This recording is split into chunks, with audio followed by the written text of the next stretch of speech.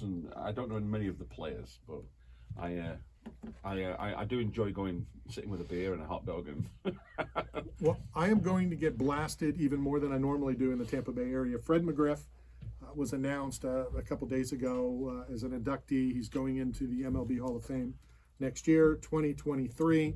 And I love the guy, nicest guy in the world. I have a major problem with him going in the Hall of Fame. why is that? Well, he's been up for, he's been nominated. You know, you sit out X amount of years after you retire. Yeah. I believe 12 years. Right. So I'm impressed that his stats got better over last year when he didn't get in last year. Right. And his stats got better over 2 years ago when he didn't get in. Okay. I've said all along, and Matt, when you are able to talk, if you want to, chime in, I've said all along, 3 years, 4 years, 5 years, whatever it is, if you don't get in by then, your stats don't change, you're not a Hall of Famer. For people to say, well, he was up against better competition then to get in the Hall of Fame. Yeah. So now that the competition sucks this year, he's a Hall of Famer? Oh, yeah, I mean, that's a difficult one. I don't really have much as far as the baseball, but the principle of Hall of Fames, I think you have to, in order to keep it as elite as it always should be, it should mean that you are elite to get in there. Absolutely. We have it in boxing all the time when you get 20 fighters that are nominated, and there's at least 5 or 6 of them that you go, listen, great careers, but do you deserve to be on there with Sugar Ray Leonard or Sugar Ray Robinson or Ali or Tyson or, and... But this is a thing that's an issue that we have nowadays, where people like to overuse the term legend. They like to over. Have you listened to this show before? They put people. There's very few legends in any sport, like legends. There's great fighters, there's superior fighters, but I don't know. I have a real problem with that kind of thing. So that sounds like what you're. I do as well as. And I had a talk with, and I don't expect you to know who this player is, former MLB player. I believe he played for 172 years of professional baseball, Brad Penny. Right. Brad Penny got a Hall of Fame vote. Right. Brad Penny told me, and I've said as well, the voter who gave Brad Penny a vote should never be allowed to vote again. If you vote for somebody that, come on, he had one vote. Right. I love Brad. I used to do Brad's website. I've done a lot with Brad Penny. I love the guy. But unbelievable. He should not have a vote. I get it. But listen, just on baseball, this just brings up something that are you in the team of people that say the hardest thing to do in sport is to hit a baseball? I was having this argument with one of my sound guys, and he said it's simply the hardest thing to do. And I was like, well, I mean, I don't know if that's true. And maybe when we speak to Drickers, and if he's a cricket fan, a cricket ball, which is much smaller, it comes... And you catch barehanded? Yeah. But, and it can bounce, and it's, this has killed some folk over the years, but I don't know whether I believe that or not. It's obviously difficult. I think skating at whatever the speeds are that they're skating and stopping on a dime and hitting a little BB into a net, with a guy that has more padding, than I don't know 3 Santa Claus sewn together. I don't know because I've never played baseball to a huge level. I've played a little softball, which I'm told is a very different thing. It is different. I don't know if you know this. I'm in the Guinness Book of Records for softball. Are you? Have I ever told you that? No, I don't think so. Yes, I am in the Guinness Book of Records. I don't know, 35-ish, 36-ish years ago. Longest slow pitch softball game ever. Right, okay. Now, I'm going to ask you to guess, because I always have people do that. Okay. I will tell you that it was a legitimate game, but it wasn't legitimately tied for the length of... We knew how long we had to play. Right, okay. Okay. Yeah. So... when the record was set, they've since changed the criteria. We'll get into that in a minute. How long do you think the record was that we broke in whatever year it was? Continuous game. Continuous game. You got 5 minutes off an hour, and you could accumulate it. Well, I mean, I think anything, I don't know. I mean, it's got to be over 24 hours, surely. It was 104 hours. Woo! It was 4.5 days. No way. Our first break, we started Tuesday morning. Our first break was Thursday morning when people... Two derelicts were breaking in the cars in the parking lot, not knowing that 18 of the 20 were Pinellas County sheriffs and one was a Gulfport police. So they took the break. I took the nap. They ran down the street and arrested them and all that kind of stuff. But it was insanity. Now, another true story. I did try to break my leg Monday night. We started Tuesday morning Right. at 7 in the morning.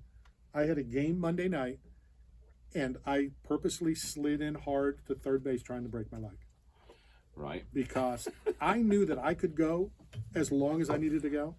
I didn't want to put my trust in these other 19 people, and I knew most of them. Yeah. We played it on a team together. Yeah.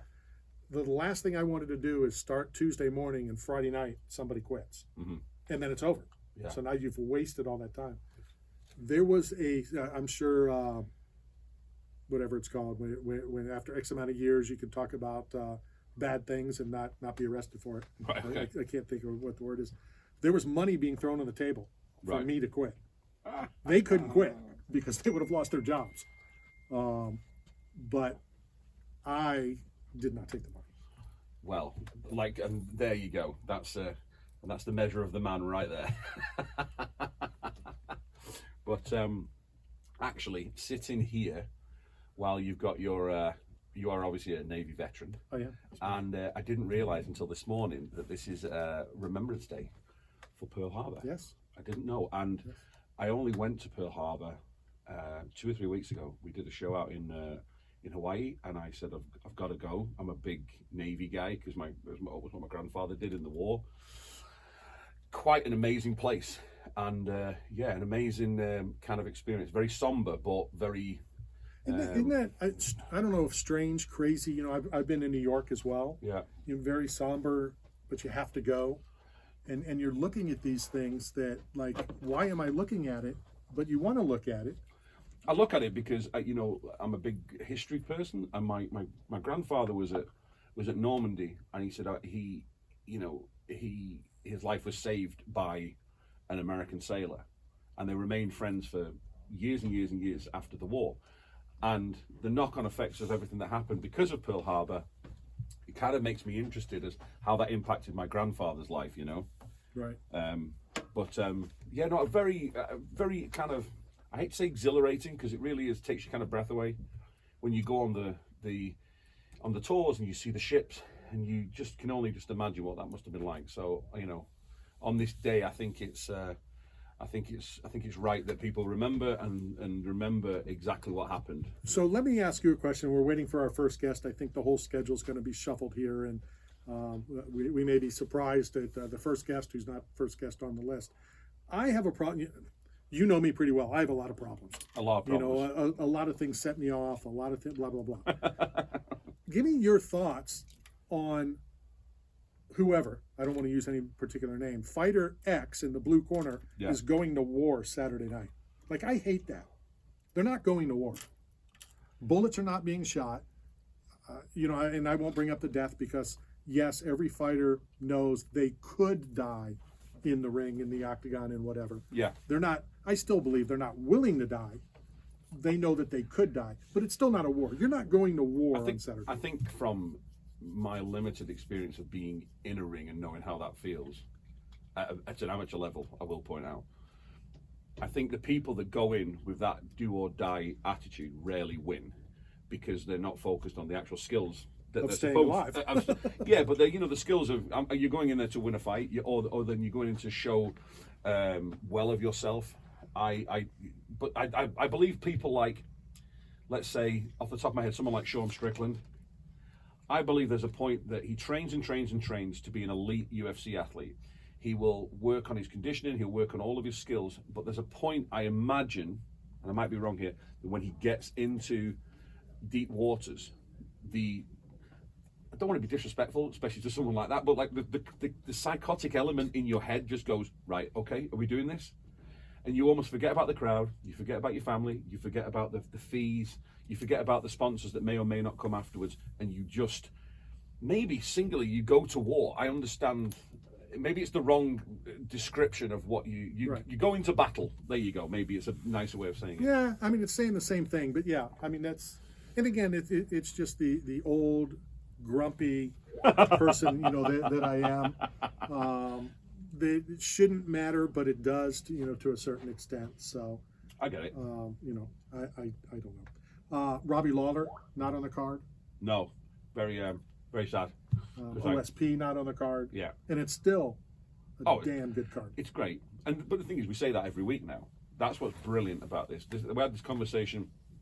Funny enough, I had this conversation with a friend of mine that trains out here, and he said, "Oh, it's a stacked card this weekend," and you went, "But isn't that just like an old term now? Because every card is stacked. Even look at Orlando last week. It was awesome. Look at yes, this is a pay-per-view. Yes, it's big. Yes, it's going to be this. Arguably, not with a very big main event. Right. You know, Right. obviously because of Yuri's injury, but you still look down, and even in the prelims, you're going, "There's a name. There's a name. There's an up and comer. There's a name. That's going to be a great fight." And I think that's incredible. And you can purchase Bryce Mitchell's photos. We'll talk about that when we return. This is Knockout Radio, brought to you by 8 Man Strong and Stepson. We'll be right back.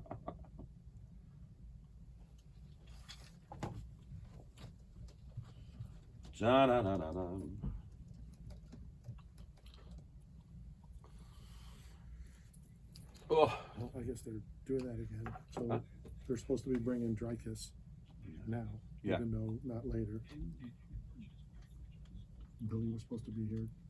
well, the Which is- joys of live radio, isn't it? Yeah, well, again, I don't worry about it. It's just I don't want them pissed at me when it's not, When the people have to wait, and yeah, I get it. Yeah. Okay, awesome. How are you? Hey, guys. I'm Randy. Jiggers, nice to meet you. Hey, brother, Jimmy. Jimmy. Pleasure to meet you, Jiggers, man. nice to meet you guys.